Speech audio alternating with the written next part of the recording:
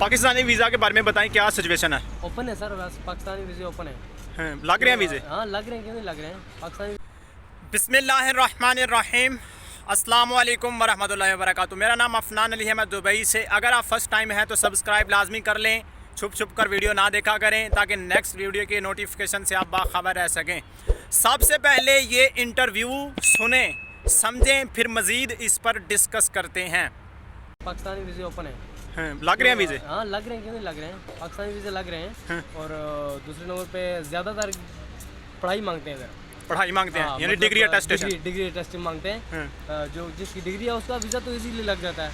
जो दूसरा labour category का है वो थोड़ा नॉर्मल में लग जाता है, क्योंकि उसमें थोड़ा सिचुएशन आ रही है क्रिएट, मतलब इधर की जो एम्बेसी वगैरह है उसमें थोड़ा प्रॉब्लम आ रही है लेबर की कैटेगरी में, यानी इमिग्रेशन में। इमिग्रेशन वगैरह में। एम्बेसी में तो चलो डिग्री अटेस्टेशन होगी ना। जी जी जी। अच्छा, लोग कह रहे हैं वीज़े बैन है। नहीं बैन नहीं है, पाकिस्तानी वीज़े लग रहे हैं। ये किसने कहा बैन है? आप किसकी कोई एग्जांपल दें हमें। मेरा एक दोस्त आया है DIP में, DIP 1 या 2 में? DIP 1 में। और एक मेरा कज़न आया अबू धाबी में।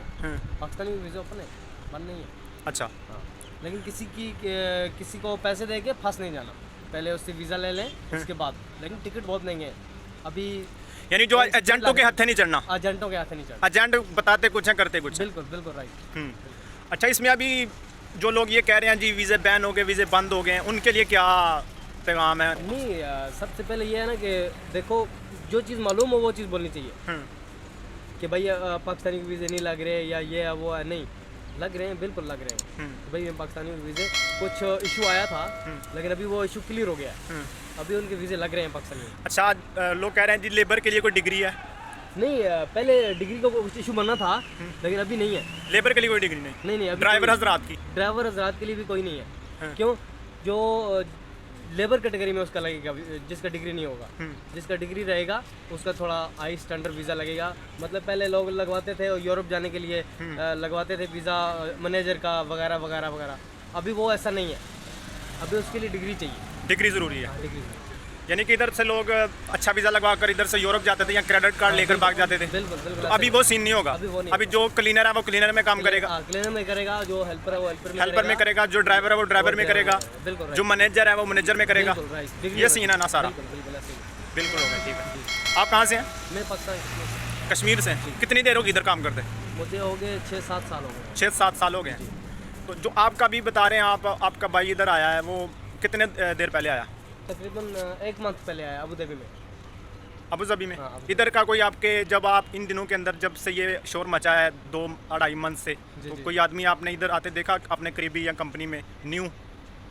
नहीं, अभी तक तो 1 महीने तक तो मेरा ऐसा कोई नहीं आया गया। उससे पहले 1 मंथ पहले मतलब मेरा एक कज़न आया था और एक इधर दोस्त आया था DIP में। किस वीज़ा पर आया था? लेबर कैटेगरी में। कोई डिग्री शिग्री तो नहीं मांगी? नहीं कुछ भी नहीं मांगा। कुछ भी नहीं मांगा? कुछ भी नहीं। सही है। बहुत शुक्रिया भाईजान, आपसे ये बातें हमने इन्फॉर्मेशन ली है।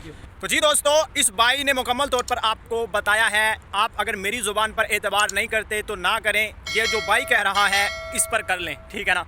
मैं आपके साथ वही बात शेयर करता हूँ जो ऑथेंटिक, रियल, जेन्युइन होती है। तो आपने सुना कि वीज़ाज़ वगैरह लग रहे हैं, लेकिन हर एक का वीज़ा नहीं निकल रहा, ठीक है ना। जो वाइट कलर जॉब्स हैं उनके लिए डिग्री अटेस्टेशन का जो एक कानून है वो मुतारफ़ कराया गया है। लेबर के लिए कोई डिग्री नहीं है, ड्राइवर के लिए कोई डिग्री नहीं है। बाकी कुछ रूल्स और रेगुलेशंस का इजाफा किया गया है, कुछ सख्ती की गई है कि जो बंदा भी इधर अच्छी जॉब करना चाहता है उसके लिए डिग्री ज़रूरी है, ठीक है ना। ये सारे तरीक़ेकार जो कोई पूरा करेगा, ये सारे रूल्स और रेगुलेशंस पूरे करेगा तो फिर ही उसका वीज़ा लगेगा। अब सवाल ये है कि आप कह रहे हैं कि हमारा वीज़ा नहीं लग रहा, तो भाई इस हवाला से मैं नहीं जानता आप किसके थ्रू ये वीज़ा ले रहे हैं, किस एजेंसी के थ्रू ले रहे हैं, किस कंपनी में ले रहे हैं।